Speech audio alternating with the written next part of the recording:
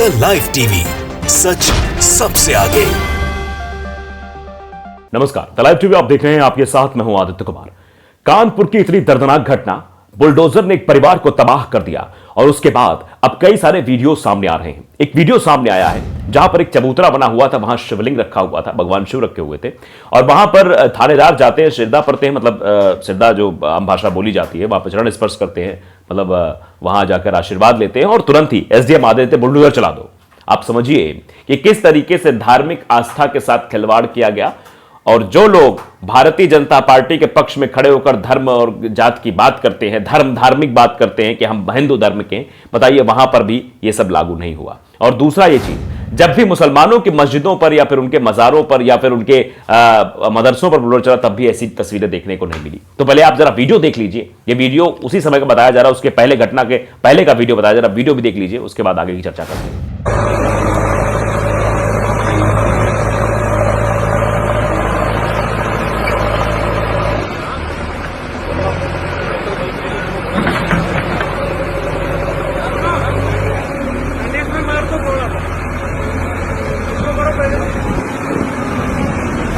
Video Satyaprakash Bharti ने tweet किया। Satyaprakash Bharti video को ट्वीट करते हुए लिखते हैं कि थानेदार ने शिवलिंग को छूकर आशीर्वाद लिया। एसडीएम ने कहा जेसीबी चलाओ। यूपी में कानपुर देहात में चौंका देने वाला वीडियो सामने आया है। इस घटना में थानेदार शिवलिंग को छूकर आशीर्वाद लेते हुए नजर आया। वहीं एसडीएम ने जेसीबी चलाने को लिए कह दिया।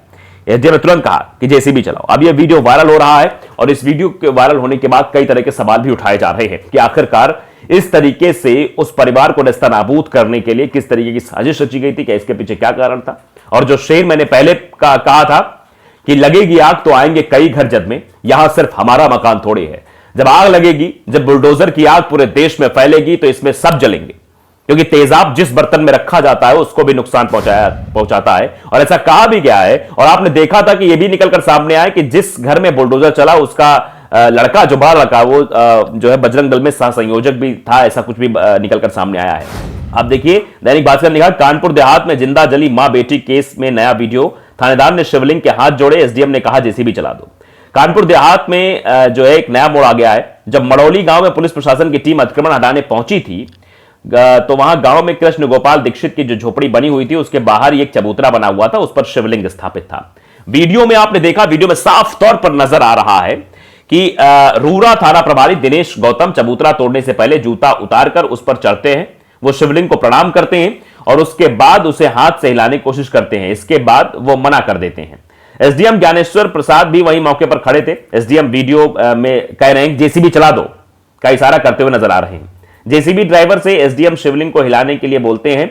जेसीबी ड्राइवर ने चबूतरा तोड़ने के दौरान नंदी की प्रतिमा खंडित हो जाती है। थानेदार नंदी की प्रतिमा को तौलिया में लपेटकर अपनी गाड़ी में रख लेते हैं। हालांकि इससे कुछ देर बाद वहां हंगामा बढ़ जाता है।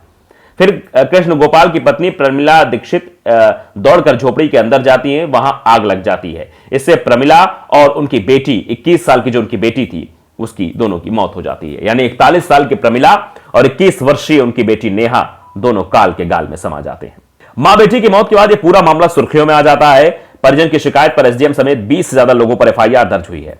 एसआईटी मामले की जांच कर रही है। एसआईटी की जांच में यह वीडियो सामने आया है। मां बेटी की मौत मामले में प्रशासनिक अफसरों के साथ ही पुलिस पर गंभीर आरोप लगे हैं।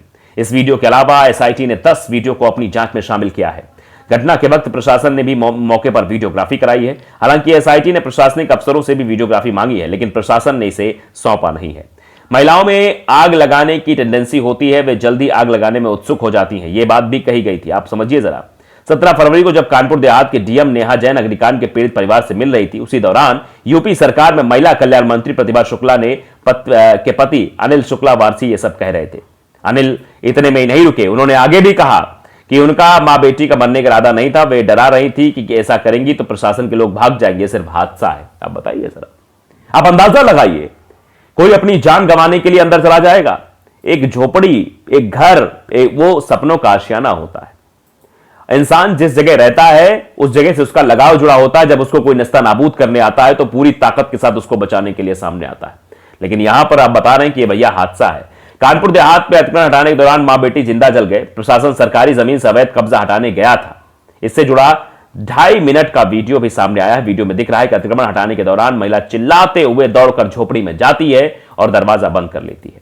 पुलिस भी दौड़कर वहां पहुंचती है और दरवाजा तोड़ देती है। इसी बीच झोपड़ी में आग लग जाती है। लोग आग आग चिल्लाने लगते हैं।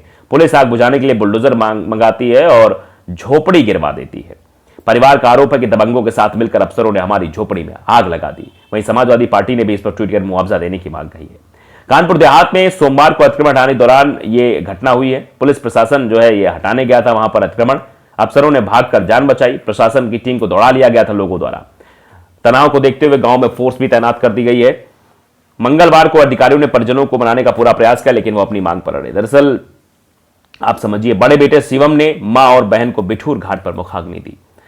परिजनों और ग्रामीणों ने नम आंखों से दोनों को विदाई दी। शव को ले जाते समय एक बार फिर परिजनों और ग्रामीण नाराज हो गए। उन्होंने कहा कि हमारे घर की महिलाएं जानवर नहीं हैं। वहीं देर शाम भी घटना जांच के लिए शासन ने एसआईटी गठित की है। एसआईटी एक सप्ताह में रिपोर्ट शासन को देगी।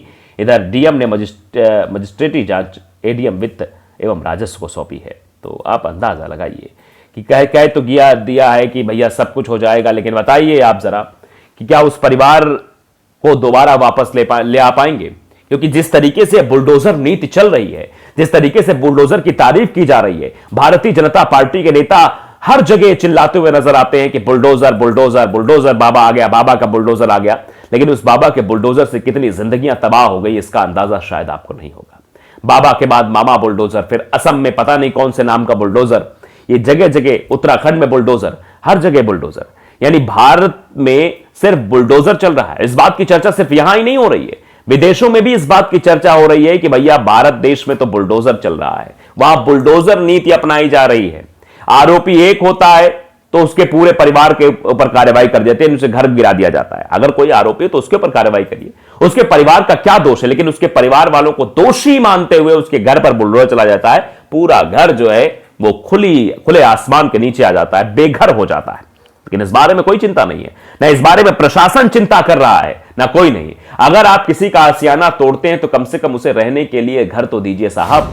वो आदमी कहां जाएगा, क्या करेगा? और ठंड में जब बुलडोजर चला था तो कितने लोग तबाह हो गए थे, कितने घर तबाह हो गए थे, क्या कुछ हो गए थे, सब आपने देखा है। लेकिन ये बुलडोज की जो नीति है वो किस कदर लोगों पर हावी हो रही है, और ये गरीबों पर ही चल रहा है, किसी भी अमीर पर नहीं चल रहा है। आपने देखा कि आपने सुना होगा कई बार ऐसे आरोप लगते हैं, कई सारे मंत्री जो विधायक हैं बड़े बड़े जमीनें कब्जा ली हैं, बहुत बहुत मॉल खड़े कर लिए हैं, कहीं कहीं पेट्रोल पंप बनवा लिया, कहीं कुछ भी कर लिया। उन पर कभी कार्रवाई सुनी आपने कि उन पर कार्रवाई हो गई, उनके पेट्रोल पंप पर बुलडोजर चल गया? नहीं, झोपड़ी में बुलडोजर चल गया। योगी आदित्यनाथ कहते जरूर हैं, योगी आदित्यनाथ का स्टेटमेंट आपने भी शायद सुना होगा, वो कह रहे हैं कि भैया बुलडोजर जो है वो गरीबों पर नहीं चलना चाहिए। लेकिन बुलडोजर चल किस पे रहा है? झोपड़ी पे चल रहा है। झोपड़ी वाले अमीर थे क्या? ये प्रमिला दीक्षित जो आज काल की गाल में समा गई है, क्या अमीर थी ये? कितने बीघे इनके पास जमीन थी? एक झोपड़ी में रह रही थी, इनकी झोपड़ी को नेस्ता नाबूद कर दिया गया।